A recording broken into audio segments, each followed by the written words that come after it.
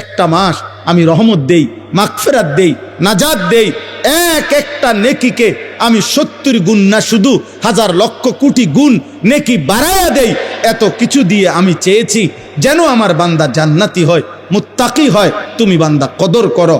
আর যদি কোনোভাবেই কদর না করে, তো শেষ কথা হলো, মনে রাখবেন, রমজানকে যে কদর করে না, রমজানেও যে গুনাহ করে, রমজানেও যে জাহান্নাম থেকে বাঁচার চেষ্টা করে না, রমজানেও যে জান্নাতের আমল করার চেষ্টা করে না, ভাই আমার, ছেলেরা আমার, বাবা আমার, পর্দার আড়ালের মা বোন আমার, সবাইকে এই শেষ কথা বলি। আল্লাহ রসুল বলছে, জিব্রাইল আইসা রমজানের শেষ দিন নবীজিকে আইসা বলে গেছে, ইয়া রসুল আল্লাহ, এত বড় রমজান পেল, ইফতার, সাহারি, তারাবি, এতেকাফ, শবে কদর, প্রতি ঘন্টা মিনিটে এত মাফ নেওয়ার সুযোগ থাকার পরেও যেই নাফরমান জাহান্নাম থেকে বাঁচার চেষ্টা করে নাই, গুনাহ থেকে আল্লাহর কাছে মাফ নেয় নাই, জান্নাতের জরুর আশা পূর্ণ করতে পারে নাই, আমল করতে পারে নাই, খোদার কসম নবীজি বলছে, জিব্রাইল আইসা বলছে, ইয়া রাসূলুল্লাহ, এমন নাফরমানের উপরে আল্লাহর লানত, আল্লাহর লানত, লানত, লানত। নবী বলছে আমিন, আমিন। মানে নবী বলছে, হ জিব্রাইল, আমিও বললাম আল্লাহ এমন লানত আপনি কবুল করেন এই নাফরমান উম্মতের উপরে, আমি নবীরও লানত। যা, তোর রূপে খোদার লানত পড়ুক। যা, এত বড় রমজান তুই এখনো বিড়িয়ে খাস, এত বড় রমজান নাফরমান তুই আজও ওজনে কমে দে, তোর কিস্তি শেষ হয় না, সুদে শেষ হয় না, তোর নর্তকী দেখাই শেষ হয় না, তোর উলঙ্গ ছবি দেখাই শেষ হয় না, তোর জিনা ব্যভিচারে শেষ হয় না। তুই বেটি গত 11টা মাস বাজারে বাজারে ঘুরলা, এখনো রমজান, রমজান আইজও তোমার জুতা কিনা, 3 পিস কিনা শেষ হয় না। যা, গুনাহ থেকে বাঁচতে যেহেতু পারলাই না, জাহান্নাম থেকে বাঁচার চেষ্টা করলাই না, তো জিব্রাইল বলছে আল্লাহ তার উপরে লানত দিছে, জিব্রাইলও লানত দিছে। নবী বলছে আমিন, আমিও দিলাম। যা, তোর উপরে খোদার গজব পড়ুক। এরপরে এই নাফরমানকে বাঁচাবে কে? হ্যাঁ বলেন? অতএব বাবা, তামসা করো, কোনো অসুবিধা নেই। আমাদের সামনে মাহে রমজান, আমাদের সামনে মাহে রমজান। আল্লাহ তাআলা বলছে, ইয়া আইয়ুহাল্লাযীনা আমানু, হে ঈমানদারগণ, তোমরা আমার, পৃথিবীর আর কেউ শুনুক আর না শুনুক, মোমেন, তুমি বলতেছো তুমি মোমেন, তুমি বলছো তুমি মুসলমান, তোমার মুখ দিয়ে তো তুমি লা ইলাহা ইল্লাল্লাহ বলতেছো, তোমার মুখ দিয়ে তুমি মুহাম্মাদুর রাসূলুল্লাহ বলছো। অতএব আমি তোমার কাছে চাচ্ছি, কুতিবা আলাইকুমুস সিয়াম, তোমাদের জন্য আমি রোজাকে ফরজ করলাম, কামা কুতিবা আলাল্লাযীনা মিন ক্বাবলিকুম, তোমাদের পূর্ববর্তী ঈমানদারদের উপরেও আমি রোজা ফরজ করেছিলাম। কেন? লাআল্লাকুম তাত্তাকুন। আল্লাহ বলছে, গত 11 মাসে আমি চেয়েছি তোমাকে মুত্তাকি বানাইতে। আমি 11 মাস ধরে বলছি, ইত্তাকুল্লাহ, ইত্তাকুল্লাহ, ইত্তাকুল্লাহ, আল্লাহকে ভয় করো, আল্লাহকে ভয় করো, আল্লাহকে ভয় করো, আল্লাহকে ভয় করো। কিন্তু কোনো পাত্তা দিলা না বান্দা, কোনো পাত্তা দিলা না। ঠিক আছে বান্দা, যাও, আমি আল্লাহ আবারও দয়া করে সব বাদ দিলাম, 11 মাস বাদ, যাও, একটা মাস মাত্র এবার, আইয়ামাম মাদুদাত, 30টা দিন, গোনা গোনা 30 দিন, 31 দিন হবে না, 32 দিন লাগবে না, 30 দিন, 30 দিন, কথা কথাই, প্রয়োজনে একদিন কমায় এলামু, 29 দিন, হয় 29 নয় সর্বোচ্চ 30, 30টা দিন তুমি রমজান পালন করবা, একটা গুনাহ করবা না, চুরি, ডাকাতি, জিনা, ব্যভিচার, মদ, জুয়া, অশ্লীলতা, বেহায়াপনা, অসভ্যতা, নোংরামি, বেপরদিগি, উলঙ্গতা, অসভ্যতা, হারাম উপার্জন করবা না। আর জিকির করবা, তিলাওয়াত করবা, রোজা রাখবা, ইফতার করবা, সাহারি খাবা, তারাবি পড়বা, শেষ দশকে এতেকাফ করবা, শবে কদর তালাশ করবা, প্রতিদিন কাঁদবা, দোয়া করবা, মুনাজাত করবা, একটা মাস গুনে গুনে আমার ইবাদত আমলে কাটাইবা, গুনাহ থেকে বেঁচে থাকবা। আল্লাহ বলেন, আমি 30 দিনেই তোমারে মুত্তাকি বানাইয়া জান্নাতি বানাইয়া দেব, লাআল্লাকুম তাত্তাকুন। আল্লাহ তাআলা বলছে, বান্দা কঠিন হবে না, কষ্ট হবে না, দেখো তুমি নিয়ত করলে পারবা। এখানে আছে, ইউরিদুল্লাহু বিকুমুল ইউসরা ওয়ালা ইউরিদু বিকুমুল উসরা। আল্লাহ তাআলা বলে, বান্দা আমি যেমনে যেমনে রমজান সাজাইছি, রমজান, রোজা, ইফতার, সাহারি, তারাবি, এতেকাফ, শবে কদর, যেটা যেমনে সেটিং করছি, আল্লাহ বলে বান্দা বিশ্বাস করো, আমি নিজে আমি আল্লাহ খেয়াল রাখছি তোমার যেন সহজ হয়, কঠিন যেন না হয়। এইভাবে আমি আল্লাহ বিধানটা আমি নিজের হাতে সাজাইছি। ইউরিদুল্লাহু বিকুমুল ইউসরা, তোমার কঠিন হবে না, তোমার কঠিন হবে না। আমি জানি তোমার ভিতর বাহির, তোমার শরীরের যোগ্যতা কদ্দুর, এ তো আমি দিছি বান্দা। তোমার শরীর স্বাস্থ্য, তোমার জীবন যৌবন আমি দিছি। তুমি অসুস্থ প্রচণ্ড, কোনোভাবেই তুমি পারবা না, তো ঠিক আছে, ফামান কানা মিনকুম মারিদান, তুমি যদি প্রচণ্ড অসুস্থ হও, যে অসুস্থতা রোগ বেড়ে যাবে রোজা রাখলে, তো ঠিক আছে, যখন সুস্থ হও তখন তুমি কাজা করে নিও। আল্লাহ বলছে লম্বা পথ সফর করবা, তোমার কষ্ট হবে, মুসাফির, ঠিক আছে, তুমি ওই সময় রোজা ছেড়ে দিও, অন্য সময়ে যখন বাড়িতে থাকবা কাজা করে নিও। তুমি যদি একেবারে বৃদ্ধ দুর্বল হও, যে আর কোনোদিন সবল সুস্থ রোজা রাখার মতো যোগ্যতা তোমার ধারণা আর কোনোদিন হবে না, তো আল্লাহ বলেন অসুবিধা নাই, যাও ফিদিয়াতুন তুআমু মিসকিন, প্রত্যেক রোজার বিনিময়ে এক সাদকায়ে ফিতির, রমজানে যে ফিতরা দেন এই ফিতরা পরিমাণ একজন মিসকিনকে খাবার বা সমপরিমাণ মূল্য তুমি দিয়ে দাও। আল্লাহ বলেন সব রকমের সুযোগ রাখছি। প্রচণ্ড দুর্বল হলে কি করবা, মুসাফির হইলে কি করবা, একেবারে বৃদ্ধ হইলে কি করবা, এইভাবে গর্ভস্থিত নারী যার গর্ভে বাচ্চা আছে তার জন্য কি করতে হবে, আল্লাহ তাআলা বলেন আলাদা আলাদা করে বলছি, কঠিন কিছু বলি নাই। সন্ধ্যা থেকে নিয়ে সুবহে সাদিক পর্যন্ত খাও, পান করো, স্বামী স্ত্রী মিলামেশা করো, সুবহে সাদিক থেকে সূর্যাস্ত পর্যন্ত শুধু এটুকু সময় খাদ্য খাবার থেকে বিরত থাকো। শেষ দশক এতেকাফের চেষ্টা করো, বেজর রাত্রিগুলো সবে কদর তালাশ করো, গুনাহ কইরো না। বাজারে তো সারা বছরই যাইতে পারবা, কাপড় লুঙ্গি শার্ট শাড়ি থ্রি পিস জুতা এ তো সারা বছরই কিনতে পারবা। একটা মাস আমি রহমত দেই, মাগফিরাত দেই, নাজাত দেই, এক একটা নেকিকে আমি 70 গুণ না শুধু হাজার লক্ষ কোটি গুণ নেকি বাড়ায়া দেই। এত কিছু দিয়ে আমি চেয়েছি যেন আমার বান্দা জান্নাতি হয়, মুত্তাকি হয়। তুমি বান্দা কদর করো, আর যদি কোনোভাবেই কদর না করে তো শেষ কথা হলো, মনে রাখবেন রমজানকে যে কদর করে না, রমজানেও যে গুনাহ করে, রমজানেও যে জাহান্নাম থেকে বাঁচার চেষ্টা করে না, রমজানেও যে জান্নাতের আমল করার চেষ্টা করে না, ভাই আমার, ছেলেরা আমার, বাবা আমার, পর্দার আড়ালের মা বোন আমার, সবাইকে এই শেষ কথা বলি।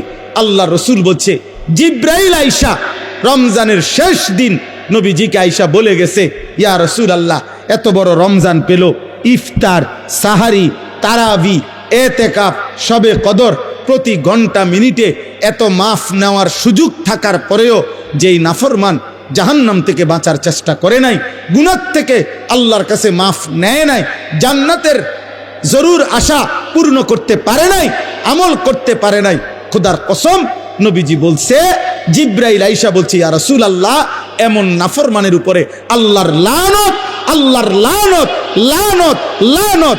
নবী বলছে আমিন, আমিন, মানে নবী বলছে হ জিব্রাইল, আমিও বললাম আল্লাহ এমন লানত আপনি কবুল করেন এই নাফরমান উম্মতের উপরে, আমি নবীরও লানত, যা তোর রূপে খোদার লানত পড়ুক, যা।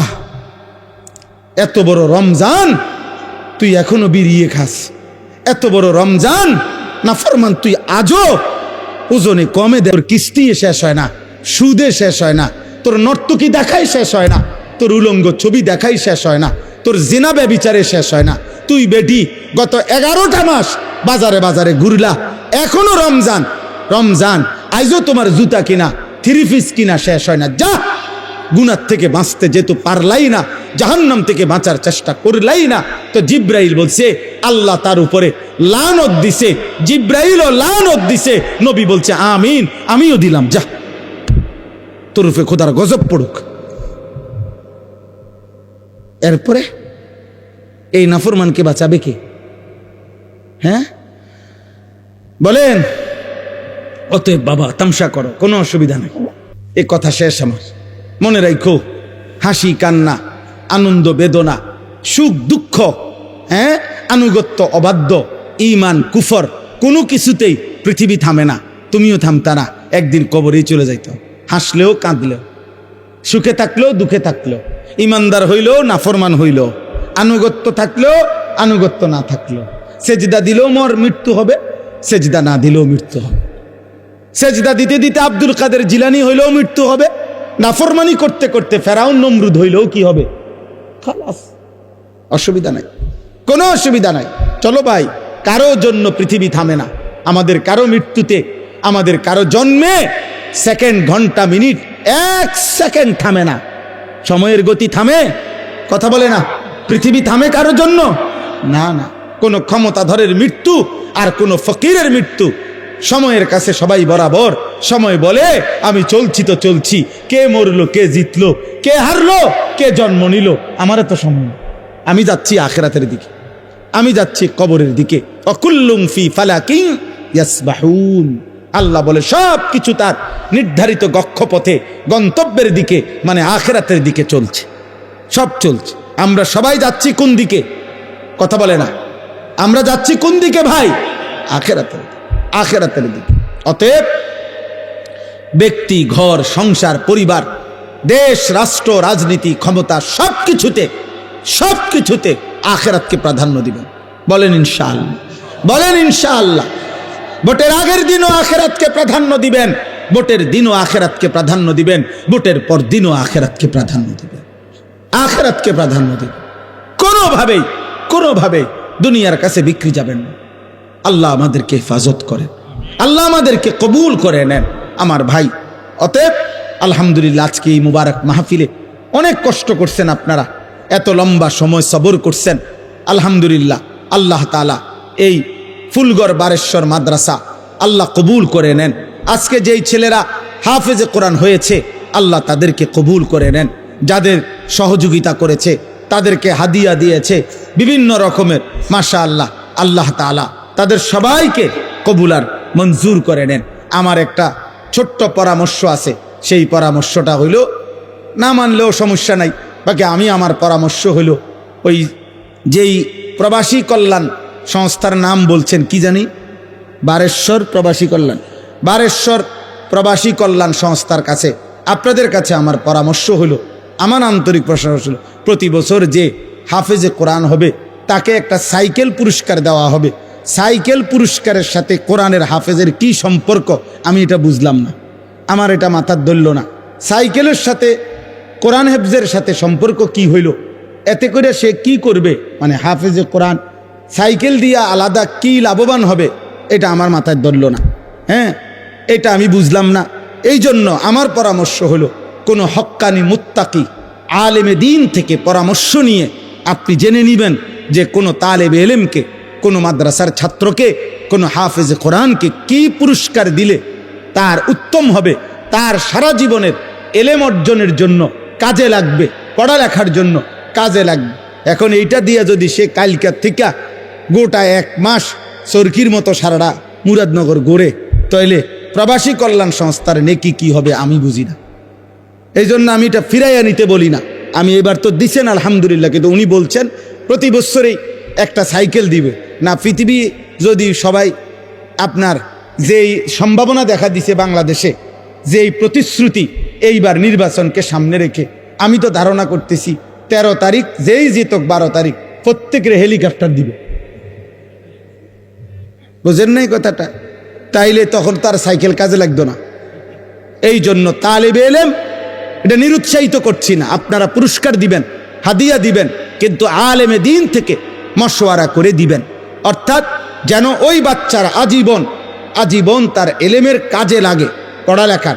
এমন সুন্দর কোরআনুল কারীমের 2 সেট 10 সেট তাফসীর হইতে পারে, যেটা তার দাওরায়ে হাদিস একবারে শেষ পর্যন্ত আজীবন তার পড়ালেখার কাজে লাগবে। রাসূলুল্লাহ সাল্লাল্লাহু আলাইহি সাল্লামের হাদিসের অনেক কিতাব, তাকে 30,000 টাকার কিতাব দেন, তারে 20,000 টাকার কিতাব কিনে দেন, যেটা সে আজীবন কি করবে, পড়ালেখা করবে।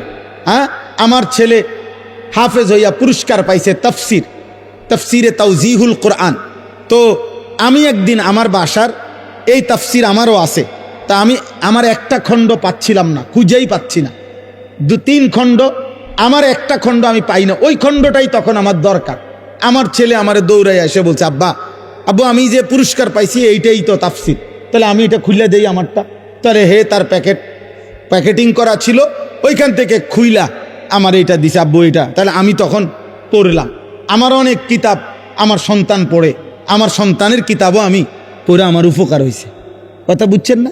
এই জন্য আগামী দিনে আপনাদের কাছে অনুরোধ রইল, সাইকেল না বরং তার এলেমের সাথে কোরআন সুন্নাহর এলেম শিখবে এমন কিছু, যার দ্বারা এরকম কিছু হাদিয়া দিলে সেটা বেশি পরিমাণে হোক, ইনশাআল্লাহ এতে বরকত হবে। আপনারাও সাদকায়ে জারিয়ার সওয়াব পাইতে থাকবে। কিতাব অল্প দিনে কি হয়ে যায় না, নষ্ট হয়ে যায় না। প্রজন্মের পর প্রজন্ম কিতাব পড়ে। অনেক যারা সম্ভ্রান্ত ফ্যামিলি এমন আছে যাদের পারিবারিক পাঠশালায় আরে পারিবারিক কুতুবখানায় লাইব্রেরিতে 100 বছর আগের দাদা পূর্বপুরুষের কিতাব বই কি আছে আছে সাজানো আছে। তাইলে বোঝা গেল যে এটা ফায়দা আসবে, এটা দীর্ঘমেয়াদী হবে। আল্লাহ তাআলা আপনাদেরকে তৌফিক দেন। এই মাদ্রাসার সাথে যার যত সম্পৃক্ততা আছে আল্লাহ কবুল করেন। আল্লাহ আজকের এই মেহমান উপস্থিতি সবাইকে কবুল করেন। বিশেষ করে আমার প্রিয় বন্ধু মাওলানা সিরাজুল ইসলাম ভাইকেও আল্লাহ তাআলা ভরপুর কবুল করেন। ছোটবেলার আমরা ছাত্র জীবনের দোস্ত ছিল, আজ অনেক দিন পরে দেখা হয়েছে। আল্লাহ তাআলা তাকে সুস্থতার সাথে আফিয়তের সাথে মানুষের কল্যাণে খেদমত করার তৌফিক দান করেন, আমিন।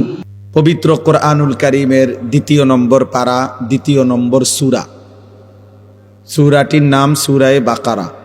এই সূরার 183 নম্বর আয়াত আমি তেলাওয়াত করেছি। এই ছেলে, তোমার কি সমস্যা বাবা? আরে এদিকে ফিরো, তুমি ওইদিকে ফিরে বসো। 183 নম্বর আয়াত সূরায়ে বাকারার এই আয়াতটি আমি তেলাওয়াত করেছি মাহে রমজানকে সামনে রেখে। পবিত্র কোরআনুল কারীমের সূরায়ে বাকারার এখানে 5টা আয়াত, 183 থেকে 187, 183, 84, 85, 86, 87, এই মোট 5টি আয়াতে রমজান, রোজা এবং রমজানের সাথে প্রাসঙ্গিক শরীয়তের বিধিবিধান, আল্লাহর বিধিবিধান আল্লাহ তাআলা বিস্তারিত এখানে উল্লেখ করেছেন। আমাদের প্রিয় নবী সাল্লাল্লাহু আলাইহি ওয়াসাল্লামের একটা মোবারক কথা বলো না আব্বা, কথা বলো না। ছেলেরা তোমরা একজন আরেকজনকে বুঝায় বলো, ভাই কথা বলতে দিও না। যে কোনোভাবে কথা থামে না তারা বাইর করে দাও, বাইরে ছেড়ে দিয়ে আসো, যায় ধরে আলগি দিয়া 4 জনে ধরে। আমি ব্যক্তিগতভাবে কোনো প্রার্থী না, আমার কোনো ভোটে কোনো আমি প্রার্থী না, অতএব আমি আগের থেকেই ব্যাপক জনসমর্থন কখনোই প্রত্যাশা করি না। কারণ আমার তো আর ভোটে দাঁড়াইছি না, কাজে আমি এত অনেক জনসমর্থন আমার দরকার এমন কিছু না। আমি একটা দিল থেকে সবসময় ভাবি আল্লাহর কথা একজনকে বললেও নেকি হয়, তা আর আমার নেকি দরকার, তো সেটা অল্প মানুষকে বললেও সমস্যা কি। কিন্তু গাফেল মানুষ, ফালতু মানুষ, অমনোযোগী মানুষকে 1000 বছর বললেও লাভ হয় না। যেই কলস উল্টানো, যেই জগ উল্টানো, উল্টানো কলসিতে 1 সাগর পানি ঢাললেও এটা কোনোদিন পুরবে না, কারণ এটা তো কলসটা কি উল্টানো।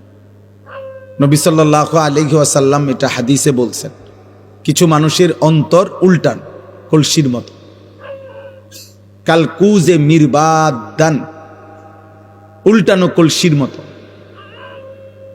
নবীজি সাল্লাল্লাহু আলাইহি সাল্লাম বলছেন, মানে কলস উল্টানো, দিলটাও উল্টানো। এবং নবীজি বলছেন শুধু উল্টানো কলস না, বরং কলসির উল্টা পিঠে আলকাতরা দিয়া মাইখা দিছে, যাতে করে 1 ফোঁটা পানিও না জমে, পিছলা হয়। তো নবীজি সাল্লাল্লাহু আলাইহি সাল্লাম বলেছেন, কিছু নাফরমানের অন্তর আল্লাহর অবাধ্যতা করতে করতে তার দিল উল্টে যায়। ফলে একটা সময় হয় এমন, লা ইয়ারিফু মারুফান ওয়ালা ইউনকিরু মুনকার, তখন আর কখনোই পরবর্তীতে আল্লাহর গজব যখন হয়, তখন আর কখনোই তার ওই উল্টা অন্তরে কোনো নেক কাজকে নেক কাজ মনে হয় না, কোনো গুনার কাজকে গুনাই মনে হয়। এটা মানুষের জীবনের সবচেয়ে বড় দুর্ভাগ্য। কারণ এটুকু অনুভূতি যদি কারো চলে যায়, তো তার জীবনে আর কিছু থাকে না। কম বেশি ভুল পাপ দোষ ত্রুটি আমাদের সবার আছে, হুজুরেরও পাবলিকেরও, ফির সাহেবেরও মুরিদ সাহেবেরও। কিন্তু বিষয়টা হলো অনুভূতি থাকা, নিজের বিবেক বোধ কাজ করে, আত্ম অনুভূতি আছে যে না, কাজটা আমি ঠিক করিনি, এটা উচিত হলো না, এটা আমার জন্য আল্লাহ তাআলার নিষেধ, এটা আমার জন্য আদেশ। এই যে এই বিবেক বোধ, পার্থক্য শক্তি, এটা যদি কমপক্ষে থাকে তো নিয়ামত, ধীরে ধীরে লোকটা বদলায়। কিন্তু 30 বছর 40 বছর ধরে প্রতিদিন এক তালে মিথ্যা কথা বলতেছে, এটা কোন ধরনের পাপ? দেন এক নিয়মে এক ঢঙ্গে মিথ্যাই বলতেছে। আজকে 40 বছর ধরে সুদ খায়, এটা কেমন সুদখোর? আজকে 60 বছর ধরে প্রতিদিন গালি দেয় এক তালে, এটা বেটার কথা বললেই নিয়ম গালিলেন। এক হাতে সিগারেট খাইতেছে, মুখে অকথ্য গালিগালাজ করতেছে, সামনে রঙিন টেলিভিশনে নাচ গান চলতেছে। মানে এটা যে গুনাহ, বছরের পর বছর তার বিবেকের মধ্যে এতটুকু অনুভূতিও নেই। এটা অনেক বড় লানত, অভিশাপ। এটা অনেক বড় দুর্ভাগ্য, বদনসিব, যে দিনের পর দিন, মাসের পর মাস গুনার পর গুনাহ, কিন্তু তার কখনো এটা অনুভূতিও হয় না, তার অনুভূতিও হয় না, তার শরীরে কোনো সৌদে নাই। ওই যে সর্দি মারাত্মক হইলে ঘ্রাণ শক্তি কমে যায়, তখন তার আর নাকে সুদ থাকে না। এই গুনাহ আর নাফরমানি যখন বেড়ে যায়, তো ধীরে ধীরে মানুষের উপরে যে মুসিবতটা আসে সেটা হলো আল্লাহর পক্ষ থেকে যেই আযাব আসে, সেই আযাব হলো আল্লাহ তাকে আত্মভোলা করে দেয়। ফাআনসাহুম আনফুসাহুম। এজন্য তাফসীরের মধ্যে আছে, কোন মানুষের উপরে দুনিয়াতে আল্লাহর সবচেয়ে বড় শাস্তি কি? দুনিয়াতে সবচেয়ে বড় শাস্তি, তাকে আল্লাহ আত্মভোলা করে দেয়, আপন ভোলা। অর্থাৎ সে আর কোনোভাবেই বোঝে না সে কে, তার উচিত কি, করণীয় কি। খাইতেছে, ঘুমাইতেছে, পেশাব করতেছে, পায়খানা করতেছে, ঘুমাইছে তো ঘুমাইতেছে, মুতে ধরছে তো একখান দিয়ে মুতে দিছে। এটা কি রাস্তা? এখানে মানুষ চলাফেরা করে কিনা, কেউ দেখলে কি মনে করে? কোনো কিছু। হালালও খায়, হারামও খায়, গালিও দেয়, সালামও দেয়, মদও খায়, মধুও খায়, মাকেও দেখে, বোনকেও দেখে, আবার মোবাইলে টেলিভিশনে নর্তকীও দেখে, আপন স্ত্রীও দেখে, উলঙ্গ ছবিও দেখে। মানে পার্থক্য নেই তার ভিতরে, আর এই অনুভূতিটুকু কাজ করে না। সবকিছুই তার কাছে বরাবর। কষ্ট করে কামাই করে পয়সাও নেয়, সুদের টাকাও নেয়, কিস্তিও নেয়, সব মিলাইয়া 30,000, মিলে জিল্লে 12 লাখ টাকা পয়সা। কেমনে মিলাইছেন? এই এমনি এমনি, হুজুর দোয়া করেন, এমনি এমনি মিলাইছে। এমনি এমনি কি তা 6 লাখ জমি বেচা আর 6 লাখ সুদে কিস্তি। হালালও আছে, হারামও আছে, পার্থক্য নেই। এটা কোনো মানুষের উপরে সবচেয়ে বড় লানত, আল্লাহর সবচেয়ে বড় শাস্তি। ওয়ালা তাকুনু কাল্লাযীনা নাসুল্লাহা ফাআনসাহুম আনফুসাহুম। আল্লাহ তাআলা বলে, বান্দা আমাকে এই পরিমাণ ভুলে যেও না, একদিন আমি কিন্তু তোমাকে নিজেকে ভুলায় দেব। আর কোনোদিন তোমার মনে পড়বে না তোমার কবর, আখিরাত, পরকাল, মিজান, ফুলসিরাত, তোমার বিচার হবে, হাসর হবে, আমলনামা হাতে দেয়া হবে, কিচ্ছু আর মনে হবে। নাউযুবিল্লাহ। কোরআনুল কারীমের মধ্যে আছে, ওয়ায়াউমা ইয়া'আদ্দুয যালিমু আলা ইয়াদাইহি। নাফরমান পাপী হাসরের দিন নিজের হাতগুলো আঙ্গুলগুলো দাঁত দিয়ে এইভাবে কামড়াইয়া ছিঁড়ে ফেলতে চাইবে আফসুসে, আর বলবে, হায় আমি কি করলাম। ইয়াকুলু ইয়া লাইতানি ইত্তাখাযতু মা'আর রাসূলি সাবিলা। আমি যদি রাসূলের পথ ধরতাম। ইয়া ওয়াইলাতা লাইতানি লাম আত্তাখিজ ফুলানান খলিলা। হায় আফসুস, আমি যদি মন্দ লোককে বন্ধু না বানাইতাম। যে আমাকে নারী দেখাইলো, ছবি দেখাইলো, জিনা ব্যভিচারের আড্ডায় নিয়ে গেল, যে আমারে মদের আড্ডা, জুয়ার আড্ডা, সুদের আড্ডা, কিস্তির আড্ডা, যে আমারে দিয়ে খুন, সন্ত্রাস, চাঁদাবাজি, রাহাজানি, অন্যায়, অসভ্যতা করলো, আমি যদি তাকে বন্ধু না বানাইতাম, তাকে যদি অনুসরণ না করতাম, তার সাথে যদি না চলতাম, এই আফসুস করবে আর আঙ্গুল ছিঁড়ে ফেলতে চাই, কিন্তু কোনো লাভ হবে না, কোনো ফায়দা হবে। ইয়াউমাইদিন ইয়াতাযাক্কারুল ইনসানু ওয়া আন্না লাহুদ যিকরা। আল্লাহ তাআলা বলেন কিয়ামতের দিন প্রত্যেক নাফরমান তার দুনিয়ার সব পাপের কথা মনে পড়বে, কিন্তু আল্লাহই বলেন ওয়া আন্না লাহুদ যিকরা, কিন্তু বলো না বান্দা মনে পড়ে সেদিন কি লাভ হবে? মনে তো পড়বে, সব স্মরণে আসবে, কিন্তু লাভ তো হবে না। ওয়ালাউ তারা ইদিল মুজরিমুনা নাকিসু রুউসিহিম ইনদা রাব্বিহিম, আল্লাহ বলে সেদিন হাসরের দিন সমস্ত নাফরমান আল্লাহর সামনে মাথা নুয়ে লজ্জায় অপমানে বেইজ্জতিতে মাথা নুয়ে থাকবে, আত্মসমর্পণ করবে, আল্লাহকে বলবে আল্লাহ ফারজি'না না'মাল সালিহান, দুনিয়ায় আমাকে আবার যেতে দেন, নেক আমল করব। আল্লাহ বলবেন না, হাসর দেখাইয়া আবার দুনিয়ায় পাঠাবো না, কবর দেখাইয়া আবার দুনিয়ায় পাঠাই না, জাহান্নাম দেখাইয়া আমি আর দুনিয়ায় পাঠাবো না। এই জন্য ভাই এই প্রথম কথা, এটা সব সময় আমি প্রতিদিন এটা বলি, আমার জীবনের সবচেয়ে বড় কথা হলো এটা যে দিল যেন মরে না যায়। আহা, এর চাইতে বড় দুর্ভাগ্য আর কিছু নেই, যে আর কোনোদিন তার চোখে আলো পড়ে না, আর কোনোদিন সে অন্ধকারকে অন্ধকার মনে করে না। প্রতিদিন বেনামাজি, কোনো তার চুল, চেহারা, লেবাস, তার হাঁটা চলা দেখলে মনে হয় না যে সে যে এক ওয়াক্ত নামাজ পড়ে না, এটা যে একটা পাপ বা এটা যে একটা অপরাধ, এই অনুভূতিটুকু, এই লজ্জা শরমটাও নাই। হে গালি দিয়া হাসে, বিড়ি খাইতে খাইতে হাসে, হারাম খাইতে খাইতে হাসতেছে, মানে স্বাভাবিক, কোনো এটা যে কোনো অপরাধ এইটাই তার মনে হয়।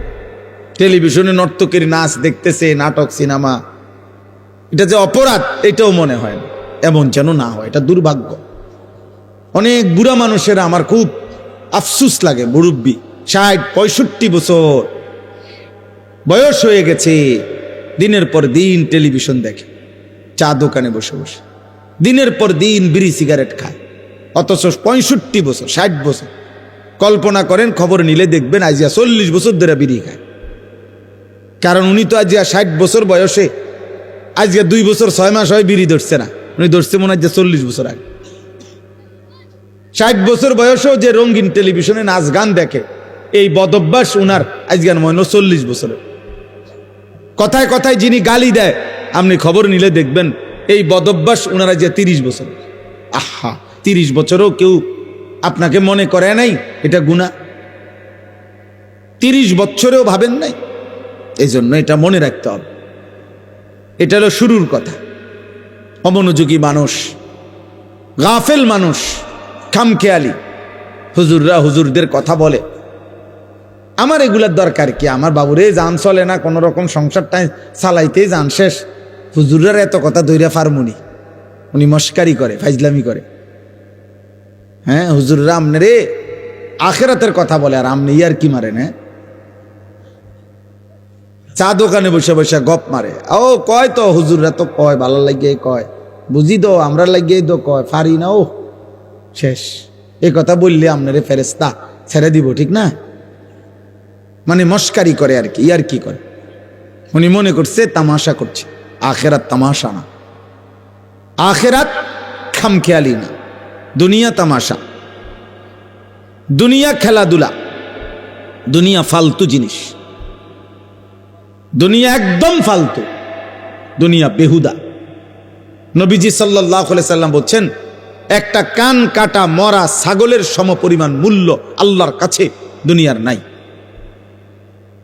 বিশুদ্ধ হাদিস। নবীজি সাল্লাল্লাহু আলাইহি সাল্লাম বলছেন, একটা মাছির ডানা পরিমাণ মূল্য আল্লাহর কাছে দুনিয়ার নাই। লাউ কানাতিদ দুনিয়া তা'দিলু ইনদাল্লাহ মিসলা জানাহি বাউদা মা সাকা কাফিরাম মিনহা শারবাতাম মিন মাইন। নবীজি সাল্লাল্লাহু আলাইহি সাল্লাম বলছেন, আদ-দুনিয়া মালউনা ওয়া মালউনুন মা ফিহা। নবীজি বলছে দুনিয়া পুরাটা অভিশপ্ত, মালউন, লানতের যোগ্য। এবং দুনিয়ার যা আছে সব অভিশপ্ত। আল্লাহ নবী সাল্লাল্লাহু আলাইহি সাল্লাম বলছেন, আল্লাহ তাআলা কোরআনুল কারীমে বলছে, আরাদিতুম বিল হায়াতিদ দুনিয়া মিনাল আখিরা ফামা মাতাউল হায়াতিদ দুনিয়া ইল্লা কালিল। বান্দা, তোমরা বুঝি আখিরাতকে বাদ দিয়ে দুনিয়া পেয়ে খুশি হয়ে গেলা? শোনো, আখিরাতের তুলনায় দুনিয়া সামান্য সামান্য। আল্লাহ তাআলা বলছে, ওমাল হায়াতুদ দুনিয়া ইল্লা মাতাউল গুরুর। দুনিয়ার জীবন আর কিছু নয়, শুধুই ধোঁকা। গুরুর মানে ধোঁকা। আল্লাহ বলছে, যিনি বানাইছেন তিনি। কোম্পানি বলতেছে এটা 2 নম্বর, কোম্পানি নিজে বলতে আছে এটা 2 নম্বর। আপনি কৃত্রিম এরকম কানমাকারি করেন। কোম্পানি বলতেছে এটা ভালো না, টেকসই না, বেশি দিন টিকবে না। যিনি সৃষ্টি করেছেন তিনিই বলতেছেন। দুনিয়া সৃষ্টি করেছেন কে? তো তিনিই বলছেন এটা টিকবে না। অতএব আমরা যারা প্রত্যেকেই একজনই বোঝেন, একজন, তো আমি একজনকেই বললাম, আমরা মুসলমান, আমাদের জীবনের সব আয়োজন আখিরাতকে সামনে রেখে। আমার হাসি, আমার কান্না, আমার আবেগ, আমার অনুভূতি, আমার রাত, আমার দিন, আমার সকাল, আমার দুপুর, আমার ব্যক্তি জীবন, আমার ঘর, আমার সংসার, আমার জীবন, আমার যৌবন, আমার আয়, আমার উপার্জন, আমার বাজার, আমার ব্যবসা, আমার রোজগার, আমার কামাই, আমার দেশ, আমার রাষ্ট্র, আমার রাজনীতি, আমার ক্ষমতা, আমার সব কিছু আখিরাতের জন্য। কিসের জন্য? আখিরাতের জন্য। আখিরাতের জন্য। রাষ্ট্রের সেবায় কিছু করব, তাও আখিরাতের জন্য। ঘরের বিবি বাচ্চার সেবায় কিছু করব, তাও আখিরাতের জন্য। আখিরাতের জন্য। এক মুসলমানের জন্য কেউ না মানুক, গোটা পৃথিবী যত চাকচিক্যই দেখাক, সত্যিকার মুমিনের কাছে আখিরাতই আসল। ওয়ালা দারুল আখিরাতু খায়রুল লিল্লাযিনা ইয়াত্তাকুন। আল্লাহ তাআলা বলেন, আখিরাতের ঘর সমস্ত মুত্তাকি, আল্লাহকে যারা ভয় করে তাদের জন্য আখিরাতের ঘর জান্নাতি, খায়রুন, উত্তম। ওয়া ইন্নাদ দারাল আখিরাতা লাহিয়াল হায়াওয়ান।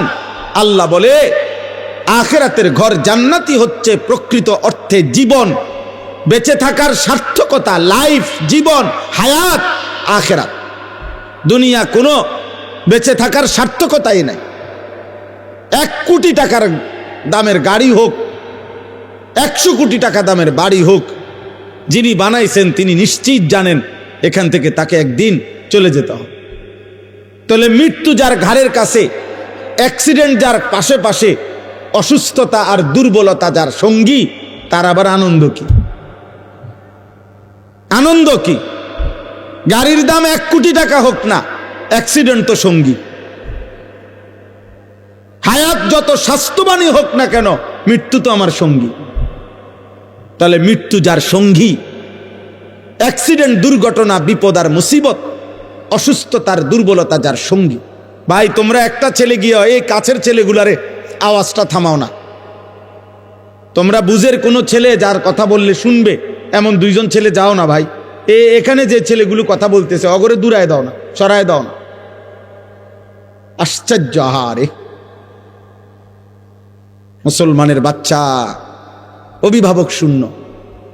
আমরা প্রতিদিন এই পেরেশানি করি রে ভাই। অভিভাবকরা টোটালি মানুষের পরিচর্যা বাদ দিয়ে অভিভাবক শ্রেণী ব্যস্ত হইল ঘর, বিল্ডিং আর দালানের পরিচর্যা। উনি ব্যস্ত হইল এর চাইতে ভালো কাঠ সোফার জন্য কোথায় পাওয়া যায়, এর চাইতে ভালো ইট। আমি ওই দিন আমার একজনে বলতেছে, হুজুর, মানে বিল্ডিং করব ক্যান্টনমেন্ট, আপনার কোথায়? ঢাকা ধামরাই, সুয়াজ ভাই, আরো কোথায় জানে দূরে, কত মাইল দূরে, ওইখান থেকে হুজুর 1 নম্বর ইট সাইয়ান্স, 1 নম্বর ইট আনছে কি আপনার কত মাইল দূরের থেকে, বিল্ডিং যেন মজবুত হয়। সিমে আরে বালু আনছে গিয়া ওই ময়মনসিং থেকে, নিজে সারা রাত ট্রাকের লগে ছিল, যাতে করে বেটায় 2 নম্বর বালু না দেয়। 1 গাড়ি বালু হাতে 2 নম্বর দিলে আর কিতেই দিব। 1 গাড়ি বালু আনছে, হুজুর বিশ্বাস করে নিজে যাও নে একের জাগাত প্রায় 2700 টাকা লাভ হয়েছে হেবড়ার। মানে এত খুশি জীবনে, এর চাইতে বড় পাওয়ার কি হইতে পারে যে আমি নিজে সারা রাত ট্রাকের লগে থাকার বরকতে আল্লাহ আমারে 2700 টাকা লাভবান করে দিছে। দুনিয়া ওনারে কেমন লাভ দিয়ে দিছে সুবহানাল্লাহ। উনি এমন বুঝা বুঝছে ময়মনসিংহের থেকে নিজে গিয়া বালু আনছে। দুনিয়া এভাবে বুঝে, অভিভাবক শ্রেণীর ফিকির এটা। আমার একজনে বলছে হুজুর পুরাটা বিল্ডিং এর বালু আস্তর করছি, একটা বালু দৌন ছাড়া লাগাই নাই, সবগুলো বালু আগে ধুইয়া লইছে, এরপরে আপনার শুকাইয়া এরপরে আস্তর করছে, যাতে করে এক সুতা বালুর ভিতরে সামান্যতম কোনো লবণ কিছু না থাকে, বিল্ডিং যেন মজবুত হয়। ইসরাফিল ইসরাফিলের আব্বাও যদি ফু দেয় যাতে বিল্ডিং ভাঙবে না, এত পিওর বালু না। বালু তো একদম ধুইয়া লইছে না। তাহলে আমি বললাম যে মাশাআল্লাহ ভাই, আমি এদূর বুঝছি যে আপনি বালু মধ্যে যেন বালু না থাকে এই জন্য ধুইয়া লাইছেন আপনি। মানে সে কয় না যে ধুইছি এই জন্য যাতে বালু না থাকে, আপনি বালুরে কিটা ধুইলেন আমি বুঝলাম না। দুনিয়া এমন বুঝা বুঝছে। মুসলমান আপন ছেলে বরবাদ, এক ওয়াক্ত নামাজ নাই, অভিভাবক জানেও না। ছেলেটা সারা দিন সারা রাত মোবাইলে কত নারী দেখে, কত উলঙ্গ ছবি দেখে, বাবা মার খবরও নাই। উনি আছে ময়মনসিংহে বালু আনতেছে। নাইজেরিয়ান 1 নাম্বার লোহা কাঠ দিয়া ঘরের বিল্ডিং এর ফ্রেম দিছে, দরজার চৌকাট লাগাইছে, সব কিছু জানে। কোনখানের কাঠ, দরজার চৌকাট কাঠ কোনটা 1 নম্বর, পাল্লা কোনটা 1 নম্বর, ইট কোনানে 1 নম্বর, সিমেন্ট কোথায় 1 নম্বর, সব জানে। কিন্তু সন্তান কেমনে মানুষ করে, বাচ্চাটাকে কিভাবে আখিরাত শেখানো যায়, এ ব্যাপারে উনি কিছুই জানেন। এই ব্যাপারে উনার, অথচ এক মুমিন, এক ইমানদারের খোদার কসম, মৃত্যুর পূর্ব মুহূর্ত পর্যন্ত, শেষ নিঃশ্বাস পর্যন্ত এক মুমিনের তার পরিবারের ব্যাপারে আখিরি চেষ্টা হলো আখিরাত। শেষ চেষ্টা হওয়া উচিত আখিরাত। আম কুনতুম শুহাদা ইয হাদারা ইয়াকুব আল মাউত ইয ক্বালা লিবানিহি মা তা'বুদুনা মিন বা'দি। কোরআনুল কারীমের মধ্যে আছে, আল্লাহ তাআলা বলেন ইয়াকুব আলাইহিস সালাম তার 12 জন সন্তান, এই 12 জন সন্তান ইয়াকুব নবীর, ইয়াকুব আলাইহিস সালাম এর 12 জন সন্তান ছিল। ওই যে ইউসুফ বিনিয়ামিন, ওনারা 2 ভাই, আরো 10 ভাই পানিত ফেলা কূপে ফেলাইছে যে 10 ভাই, এ কয়জন হলো? 12 জন। 12 জন সন্তান ইন্তেকালের সময় ইয়াকুব আলাইহিস সালাম ওনার চারদিকে বসাইয়া, কোরআনে আল্লাহ বলছে, উনি জিজ্ঞেস করছে মা তা'বুদুনা মিন বাদি, ছেলেরা আমার, মৃত্যুর পূর্বে শেষ তোদের কাছে আমি জানতে চাই তোমরা আমার পরে কার ইবাদত করবা, কার গোলামি করবা, আমি শুধু এই কথা শুনতে চাই।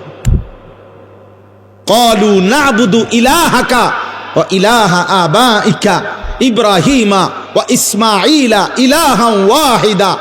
ছেলেরা বলল, আব্বা, যুগ যুগ ধরে আপনি যেই ইলাহের ইবাদত করতেন, আপনার পূর্বপুরুষ ইসহাক, আপনার পূর্বপুরুষ ইব্রাহিম, ওনারা ইসমাইল, ওনারাও যেই রবের ইবাদত করত, আমরাও মৃত্যু পর্যন্ত সেই রবের ইবাদতই করব।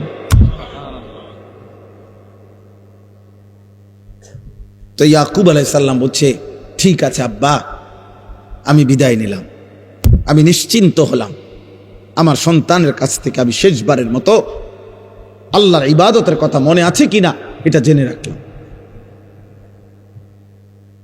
চিন্তা করে দেখে, হযরত ইব্রাহিম আলাইহিস সালাম, কোরআনুল কারীমের মধ্যে আছে, ইব্রাহিম নবী আল্লাহর কাছে দোয়া করতেন, রব্বি জাআলনি মুকিমাস সালাহ ওয়া মিন যুররিয়্যাতি রব্বানা ওয়া তাকাব্বাল দুআ।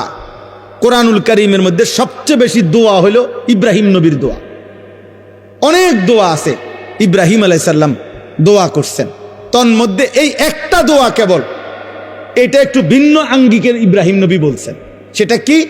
ইব্রাহিম আলাইহিস সালাম বললেন, এই যে এখন বললাম। উনি বললেন, আল্লাহ আপনি আমাকে শতভাগ নামাজি বানায় দেন, অমিন যুররিয়াতি, এবং আমার সন্তানদেরকেও আমার বংশধরকেও আপনি নামাজি বানান। এরপরে বলছে, আল্লাহ আমার আরো দোয়া আছে সামনে বলতেছি, তবে রব্বানা ওয়া তাকাব্বাল দুআ, এই দোয়াটা এখনই আলাদাভাবে এখনই কবুল করেন। এটা আমার আলগা দোয়া, এটা স্পেশাল দোয়া, পরেরটি দিবেন না দিবেন পরে, কিন্তু এটা দিতে হইব যে আমাকে নামাজি বানাবেন, আমার সন্তানদেরকে নামাজি বানাবেন। এক পিতার দোয়া এটা, এক পিতার স্বপ্ন আমার ছেলে নামাজি হবে, আমার মেয়ে পর্দানসীন হবে, আমার স্ত্রী চরিত্রবান হবে। আর কিচ্ছু নাও যদি মিলে, খোদার কসম কোনো অসুবিধা নেই। স্ত্রী সন্তান যদি বছরের পর বছর মাটিতেও ঘুমায় তাইলেও কোনো সমস্যা নাই। আর বদ্দিন আর নাফরমান যদি কারুনের খাটেও ঘুমায়, যদি কারুনের ধনভাণ্ডারও যদি পায়, অথচ নাফরমান, বেঈমান, বেনামাজি, বেহায়া, চরিত্রবান, অথচ সে কারুনের যত সম্পদ বেটা, ওই সম্পদ যদি তোমার সন্তান পায়, খোদার কসম ওইটা ব্যর্থ, ব্যর্থ, লানতের যোগ্য ছাড়া আর কিচ্ছু না বেটা, অভিশপ্ত, ওইটা অভিশপ্ত জীবন। আপনি সন্তান কিছুই পায় নাই, কারুনের সব রাখেন বাইর করে লই, আপনাদেরকে দেখাই। মানে কোরআনুল কারীমের মধ্যে এই কারুনের ঘটনা আছে। তো ওই ঘটনার মধ্যে এই যে আছে যে কারুন যখন রাস্তা দিয়া বের হইতো, এই পরিমাণ ঠাটবাট, শৌর্য, বীর্য, অহংকার এবং চাকচিক্য, জাকজমক দিয়া কারুন বের হইতো। তো তাকে দেখে আশেপাশের মানুষরা আফসুস করত, আফসুস করতো। আল্লাহ কোরআনে ডাইরেক্ট বলছে, আফসুস করতো আর বলতো, আহারে আল্লাহ যদি আমাগরেও কারুনের মতো একটু দিত। এই যে কোরআন শরীফে আছে সরাসরি, ফাখরাজা আলা কওমিহি ফি জিনাতিহি, কারুন তার সাজ সজ্জা জাক জমক নিয়ে বের হতো। তো ক্বালাল্লাযীনা ইউরিদুনাল হায়াতাদ দুনিয়া, যাদের হৃদয় শুধু দুনিয়ার লোভ ছিল, তারা বলতো, ইয়া লাইতা লানা মিসলা মা উতিয়া কারুন, আহা আল্লাহ যদি আমগরেও কারুনের মতো একটু দিত, তাহলে আমরাও একটু সুখে থাকতাম। খোদার কসম আল্লাহ বলে, এরপরে যেদিন আল্লাহ কারুনকে তার সমস্ত ঘর সম্পদ, রাশি রাশি স্বর্ণরৌপ্য সহ জীবন্ত মাটির নিচে দাফন করে ফেলছে, ফাখাসাফনা বিহি ওয়া বিদারিহিল আরদা, তাকে তার ঘর সহ আল্লাহ জিন্দা মাটির নিচে দাফন করে দিছে এই নাফরমান বেঈমানকে। তখন কি হইল? ওয়া আসবাহাল্লাযীনা তামান্নাউ মাকানাহু বিল আমস ইয়াকুলুনা ওয়াইকা আন্নাল্লাহা ইয়াবসুতুর রিজকা লিমান ইয়াশাউ মিন ইবাদিহি ওয়া ইয়াকদির লাউলা আমান্নাল্লাহু আলাইনা লাখাসাফা বিনা। পরের দিন কারুনের এই নির্মম পরিণতি দেখে ওই গতকাল পর্যন্ত যারা আফসুস করত, তারা বলতো, আল্লাহ আপনার হাজার কোটি শুকর, আপনি যাকে যে দুর্মন চাইছেন এর দূর দিছেন, আল্লাহ আপনি দয়া করছেন, তার মতো আমাগরে দেন নাই, নাই তো আজকে তার সাথে তো আমরাও ডুবে যাইতাম, আমরাও তো মাটির নিচে ধসে যাইতাম। এখানে সরাসরি কোরআন শরীফ। পরের দিন আফসুস করছে, হা আল্লাহ আপনি আমগরে রক্ষা করছেন। এই ডাকাতের মতো, এই নাফরমান বেঈমানের মতো যদি আমগরেও দিতেন, আমরা তো ধ্বংস হয়ে যেতাম। এই জন্য বাবা, যে বাচ্চাগুলো আল্লাহর কোরআনের হাফেজ হইল, যাদের মাথায় পাগড়ি দেওয়া হলো, হাসরের দিন আপনি তাদেরকে দেখবেন, ওরাও আপনাকে দেখবে। আর ছেলেরা, তোমরা যারা এই মহল্লার ছেলে, অথবা তারা যেই মহল্লার, তোমরা যারা এই তার মহল্লার পাশাপাশি, তোমরাও তাকে দেখবা, তারাও তোমাদেরকে দেখবে। একটা গুরুত্বপূর্ণ কথা মনে রাখবেন, কোরআনুল কারীমের মধ্যে আছে, ফাইন্নামা হিয়া জাজরাতুন ওয়াহিদাতুন ফাইদা হুম ইয়ানজুরুন। আল্লাহ তাআলা বলেন, হাসরের মাঠটা কি? আল্লাহ বলেন, ইসরাফিলের একটা ফু। ইসরাফিল একটা ফু দিবে, দ্বিতীয়বারের মতো আর কবরের সব কিছু উপরে উঠে আসবে, আর হাসরের ময়দান হবে, আর প্রত্যেকে তাদের পরিচিত জনকে একে অপরে তাকাইতে থাকবে। এই জন্য তাফসীরের মধ্যে আছে কিয়ামতের দিন আমাদের প্রত্যেককে কিন্তু আমাদের পরিচিত লোকজনদের সাথেই দাঁড় করানো হবে। মানে আমারে চীনের মানুষের লগে দাঁড় করাইতো না, আমারে কোনো জাপানের মানুষের লগে দাঁড় করাইতো না, আমারে আমার পরিচিত লোকদের সাথে কি করানো হবে? দাঁড় করানো হবে।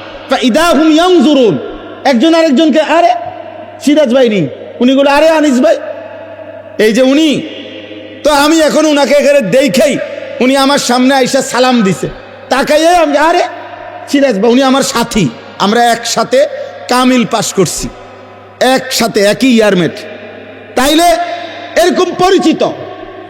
ইদা হুম ইয়ানজুরুন, একজন আরেকজনকে দেখবে, চিনবে, আরে দোস্ত, আরে আপনি, এইভাবে চেনা জানা পরিচিত মানুষদের মাঝেই উঠবে খোদার কসম।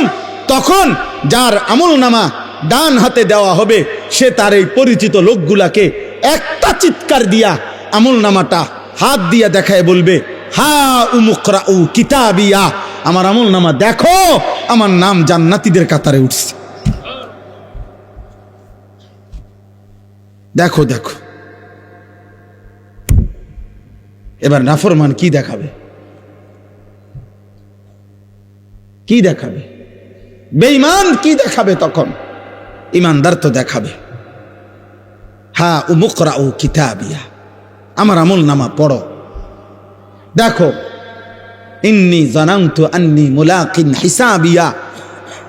সে বলবে আমি আপনাদের মাঝেই বড় হইছি, আপনাদের সাথে খাইছি ঘুমাইছি, এক বাজারেই ব্যবসা করছি, দোকানদারি করছি, এক গ্রামেই চলাফেরা করছি, কিন্তু খোদার কসম আমি কলিজা দিয়া বিশ্বাস করেছি হাসরের দিন হবে, এই জন্য আমি বাজারও করছি, নামাজও পড়ছি, সংসারও করছি, হালালও খাইছি, রোজগারও করছি, কষ্টও করছি, আবার হালালের দিকেও খেয়াল করছি, হালালের দিকেও খেয়াল। আমার একজন আপনজন আছে, আমার আপনজন, আমার একজন দুলা ভাই আছে, উনি বলছেন পুরা বাজার সাক্ষী দিছে শতবার, উনি নিজে বলছে আমারে, ভাই আমি গত 37 বছরের ব্যবসার জীবনে 37 বছর ব্যবসার জীবনে কোনোদিন আমার জামাত নামাজের 5 ওয়াক্ত কোনো ওয়াক্তের নামাজের জামাত ফৌত হইছে, মিস হইছে, আমার 37 বছরের ইতিহাসে আমার এটা মনে হয় না। উনি এখনো জীবিত আছে, উনি ওই বাজার ব্যবসায়ী সমিতির সভাপতি, বাজারের সবচেয়ে বেশি দোকান উনার, উনি একা 7টা 9টা দোকান চালায়, 24 ঘন্টা না, উনি 32 ঘন্টাও যদি বেচা কিনা করে, তার দোকানে 32 ঘন্টায় কাস্টমার আছে, কিন্তু তার জামাত মিস হয়। কিভাবে সম্ভব? মসজিদে যাইয়া জামাতে, বাজার মসজিদে নিয়মিত উনি টাইমলি হাজির। ইন্নী জানানতু আন্নী মুলাকিন হিসাবিয়া। এজন্য ইমানদার বলবে আমি জানতাম আখিরাত হবে, আমি জানতাম হিসাবের দিন হবে, এই জন্য আমি দুনিয়াও করেছি, আখিরাতও করেছি। আজকে তোমরা এখানে, আমি আর দেরি করছি না, অনেক রাত তোমাদের কাছে অনুরোধ করছি, প্রিয় ছেলেরা, বাবারা, আপনারাও পর্দার আড়ালের মা বোন, আল্লাহ তাআলা আমাদেরকে ঈমান দান করছেন, আল্লাহ আমাদেরকে কালিমা দান করেছেন, আমরা বলতে পারছি যে লা ইলাহা ইল্লাল্লাহ। আমি দিনাজপুর 2024 সালে এই 5ই আগস্ট যখন আপনার হাসিনা পলায়ন করে, দেশ যখন উত্তাল, তখন আমি দিনাজপুর ছিলাম তাবলিগের চিল্লায়। তখন আমি ওইখানে একটা ফ্যামিলির 2 ভাই, তারা হিন্দু 2 ভাই, তারা কালেমা পড়ে মুসলমান হয়েছিল আগে, তো তারা 2 ভাই আমাদের কাছে আইসা বলছিল, হুজুর আমাদের আব্বার বয়স 72 বছর, আমাদের আব্বারে যদি আপনারা একটু, আমারও বলছি হুজুর আপনি সহ একটু আসলে আব্বারে যদি একটাবার একটু বলতেন, কালিমার দাওয়াত দিতেন, আমরা তো দুনো ভাই কালেমা পড়ছি, আব্বারে যদি একটু বুঝাইতেন। আমার মনে আছে আমি উনার কথা মতো উনাগো ভাইদের, আমরা 3 জন আলেম প্রায় 2.5 ঘন্টা ওনার সাথে কথা বলছি। ওই 72 বছর বয়স্ক হিন্দু লোকটা, ওই চাচারে বলছি, উনি বলতেছে কয় যে সৃষ্টিকর্তা যে একজন, আমি এটা মানি। প্রতিমা পূজা যে ঠিক না, এটাও আমি মানি। এইভাবে বলছে আমারে। আমি বললাম, চাচা দরজা বন্ধ, জানালা বন্ধ, আমি একলা, আমরা তিনজন মাত্র আলেম হুজুর, পৃথিবীর কাউকে কোনোদিন বলবো না, আপনি শুধু একবারের জন্য, এই কথাটাই আমাদেরও কথা। ঈশ্বর একজন, আপনি বলতেছেন প্রতিমা পূজা ঠিক না, আপনি বলছেন, কথা তো ঠিকই আছে, আগাই লাইছেন, এই তো কথা। আপনি শুধু আমাদের কালেমার আরবিটা কন, লা ইলাহা ইল্লাল্লাহ মুহাম্মাদুর রাসূলুল্লাহ, এই কথাটা কন চাচা। ওনারে আমরা তিনজন কাঁদছি, এ কোরআন হাতে বললাম, কিন্তু উনি বলতেছেন আমি এটা কইতাম না। 2.5 ঘন্টা পর্যন্ত কাঁদছি। তখন আমি আইসা আমার সাথীদের কাছে বলছিলাম যে, দোস্ত, আল্লাহ যারে কালেমা বলায় নাই, 72 বছর পরেও তার মুখ দিয়ে তার মালিকের নাম একবারও উচ্চারণ হয় নাই। তোমরা জানো না আব্বা, আল্লাহ তাআলা আমাদেরকে কত বড় নিয়ামত দিছিলেন,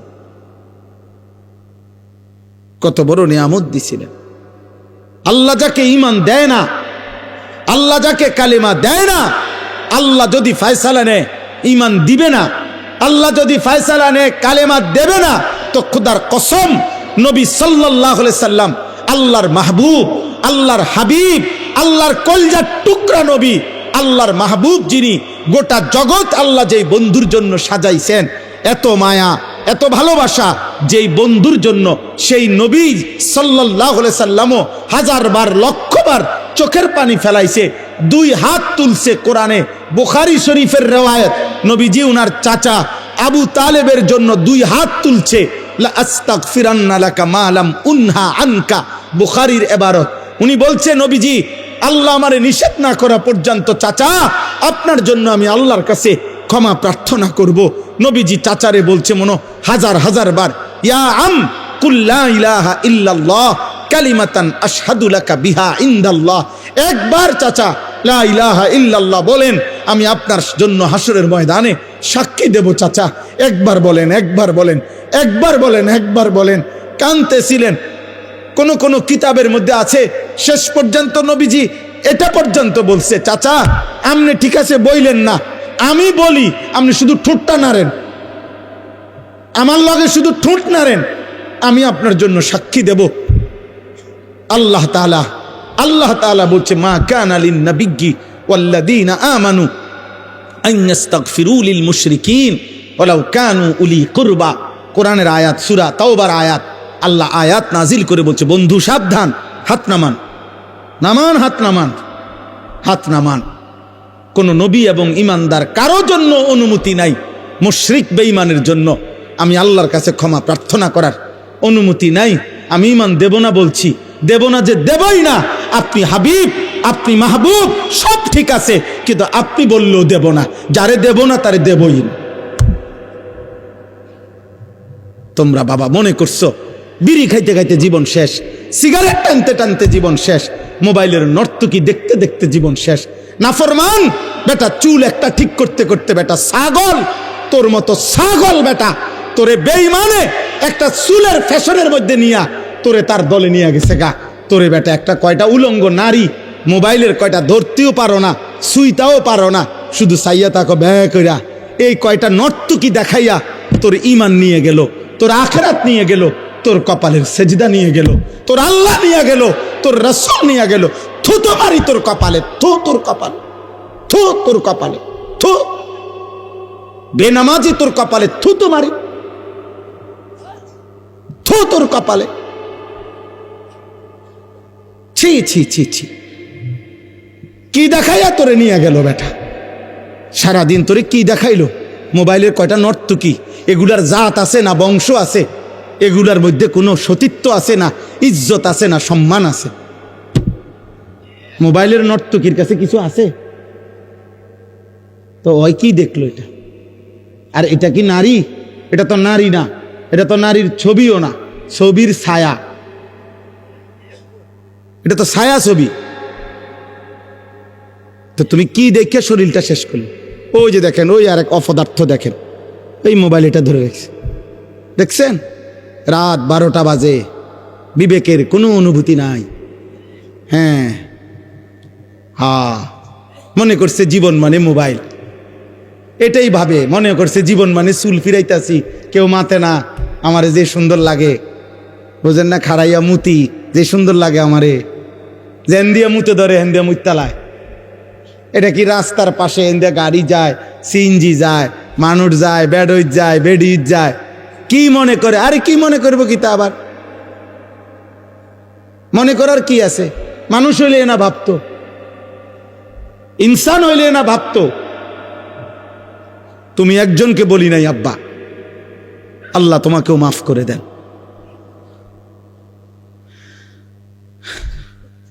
আফসুস বেটা, আফসুস। এজন্য এই কথা মনে রাখবেন।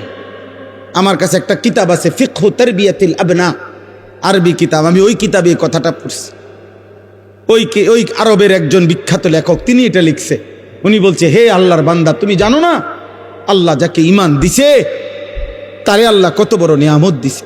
যারে দেয় নাই তার জন্য শ্রেষ্ঠতম রাসূল চাইও নিতে পারে না। আবু তালেব ঈমান আনছে, কথা বলেন না কেন? তাহলে নবী চায় নাই, কথা বলেন না কেন? তাহলে আল্লাহ যখন ফয়সালা নিছে দেব না, তো নবী সাল্লাল্লাহু আলাইহি সাল্লামও তো চেয়ে নিতে পারে নাই।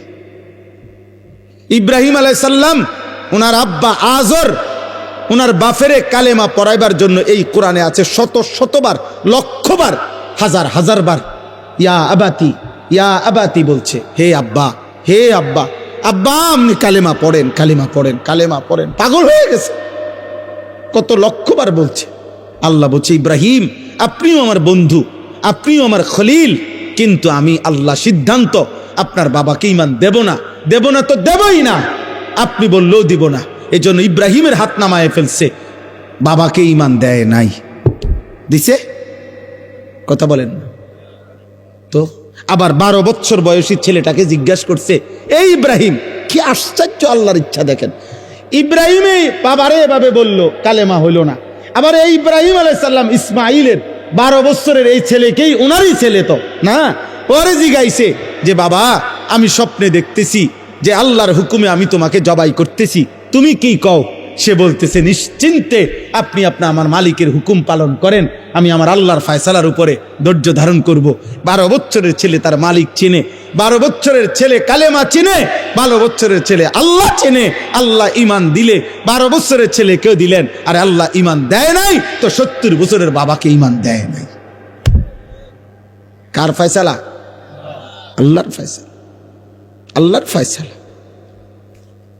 সেদিন হাসরের ময়দানে মনে পড়বে, আল্লাহ জিজ্ঞেস করবে, বলবে, বান্দা তুমি জানো না আমি তোমারে কত বড় নিয়ামত দিছিলাম, তুমি ঈমান ফিরাই দিছ, তুমি আমার আজান ফিরাই দিছ, তুমি আমার একটা সেজদা ফিরাই দিছ। আমি যতবার আজান দেওয়াইছি ততবার বলে দিছিলাম, হাইয়া আলাস সালাহ, নামাজে আসো, শুধু এতটুকু বলে ছেড়ে দেই নাই, আমি বারবার বলছি হাইয়া আলাল ফালাহ, এই নামাজে সফলতা, এই নামাজে কামিয়াবি। এটা তোমার ব্যর্থতা না, এটা তোমার দোকানের ক্ষতি করবে না, এটা তোমার ব্যবসার লস করবে না, এটা তোমার চাকরির ক্ষতি করবে না, এটা তোমার দুনিয়ার লস করবে না, বরং এটা তোমার দুনিয়াতেও সফলতা আনবে, আখিরাতেও সফলতা। আমিন। আলহামদুলিল্লাহ রাব্বিল আলামিন। আল্লাহুম্মা আনতাস সালাম ওয়া মিনকাস সালাম, তাবারাকতা ইয়া দাল জালালি ওয়াল ইকরাম। ইয়া রাব্বি লাকাল হামদু কামা ইয়ানবাগি লিজালালি ওয়াজহিকা ওয়া আযীমি সুলতানিক। ওয়া সাল্লি আলা মুহাম্মাদিন কামা হুয়া আহলুক ওয়া ফাআল বিনা খায়রান কামা আনতা শানুক। ইয়া আরহামার রাহিমিন, ইয়া আরহামার রাহিমিন, ইয়া আরহামার রাহিমিন। রব্বানা যালামনা আনফুসানা ওয়া ইল্লাম তাগফির লানা ওয়া তারহামনা লানাকুনান্না মিনাল খাসিরিন। মাওলায়ে করিম আপনি মাফ করে দেন, রব্বে করিম আপনি মাফ করে দেন, মেহেরবান মাওলা আপনি মাফ করে দেন। আয় আল্লাহ আপনি মাফ করে দেন, আয় আল্লাহ আপনি মাফ করে দেন। রাত অনেক গভীর মাওলা, আল্লাহ পিছনের জিন্দিগি গুনায় গুনায় ভরা মাওলা, নেকি বলতে তেমন কিছুই নাই মাওলা। আল্লাহ আপনার গোলামির হক আদায় করি নাই মাওলা। কত রাত এমন গেছে একটা সেজদাও দেই নাই, কত দিন চলে গেছে একটা সেজদাও দেই নাই, কত 24 ঘন্টা এমন পার হয়ে গেছে এই জবানে একবারও আপনাকে ডাকি নাই মাওলা। আল্লাহ, কত কিশোর যুবক ছেলে 365 দিনের একটি বছরে কোনো দিন ফজরের নামাজ পড়ে নাই, ও জানেও না মাওলা ফজরের ওয়াক্ত হয় কখন, ভোরের আলো ফুটে কখন। আল্লাহ, প্রত্যেককে আল্লাহ মাফ করে দেন, মাফ করে দেন, মাফ করে দেন, মাফ করে দেন, মাফ করে দেন। আমাদের সমস্ত কবরবাসীদেরকে মাফ করে দেন। কিয়ামত পর্যন্ত কবরের আযাব মাফ করে দেন, কিয়ামত পর্যন্ত কবরের আযাব মাফ করে দেন। কবরগুলোকে জান্নাতের টুকরা বানায় দেন। আয় আল্লাহ, কবরগুলোকে জান্নাতের টুকরা বানায় দেন। আল্লাহ, আমরা যারা বেঁচে আছি ঈমান আমল দান করেন, ইজ্জত আফিয়ত দান করেন, তাকওয়া তহারত দান করেন, হিম্মত ইস্তেকামত দান করেন, দ্বীনের উপরে থাকার চলার তৌফিক দান করেন। সেজদাওয়ালা কপাল বানিয়ে দেন, কাঁদনেওয়ালা চোখ বানিয়ে দেন, জিকিরওয়ালা জবান বানিয়ে দেন, মোহাব্বতওয়ালা দিল বানিয়ে দেন, সুন্নতওয়ালা জীবন বানিয়ে দেন। আল্লাহ, আগামী জীবন সুন্দর করে দেন, আগামী জীবন সুন্দর করে দেন। কিশোর যুবক ছেলেগুলোকে নামাজি বানিয়ে দেন। বয়স্ক বাবা চাচাদেরকে আখিরাতের ভয়, কবরের ভয়, আল্লাহ জাহান্নামের ভয় আরো বেশি দান করেন। বাকিটা হায়াত নেক আমল দ্বারা ভরপুর করে দেন। পর্দার আড়ালের মা বোনদেরকে আবেদা সালেহা মা ফাতেমা রাবিয়া বসরিয়ার মতো বানিয়ে দেন। আয় আল্লাহ, অনেক শ্রদ্ধেয় ওলামায়ে কেরাম এসেছেন, সকলকে কবুল আর মঞ্জুর করে নেন। অনেক শ্রদ্ধাভাজন মেহমানগণ এসেছেন, আল্লাহ সকলকে কবুল আর মঞ্জুর করেন। আল্লাহ, অসুস্থ বিমারি যারা শিফায়ে কামেলা আজেলা দান করেন। যে যত মাকসাদে দোয়া চেয়েছে, মাদ্রাসার জন্য দান করেছে, প্রথম দিন থেকে এই পর্যন্ত আল্লাহ সকলকে কবুল আর মঞ্জুর করেন। সকলের দান সাদাকায় বরকত দান করেন। প্রত্যেকের নেক মাকসাদ পূরণ করে দেন, অভাব দূর করে দেন। আল্লাহ, প্রবাসে বিদেশের জমিনে যারা, আয় আল্লাহ সকলকে কবুল আর মঞ্জুর করেন। হেলাল ভাই সহ যত প্রবাসী মাওলা আল্লাহ মাদ্রাসাকে ভালোবাসে, আল্লাহ দ্বীনকে ভালোবাসে, আল্লাহ তাদের প্রত্যেককে বিদেশের জমিনে নিরাপত্তার সাথে রাইখেন মাওলা। আল্লাহ, আমাদের সবাইকে কবুল আর মঞ্জুর করেন, রহম করেন। আল্লাহ, যার যত পেরেশানি আছে আসান করে দেন, অভাব দূর করে দেন, হালাল রুজি রোজগারে বরকত দান করেন।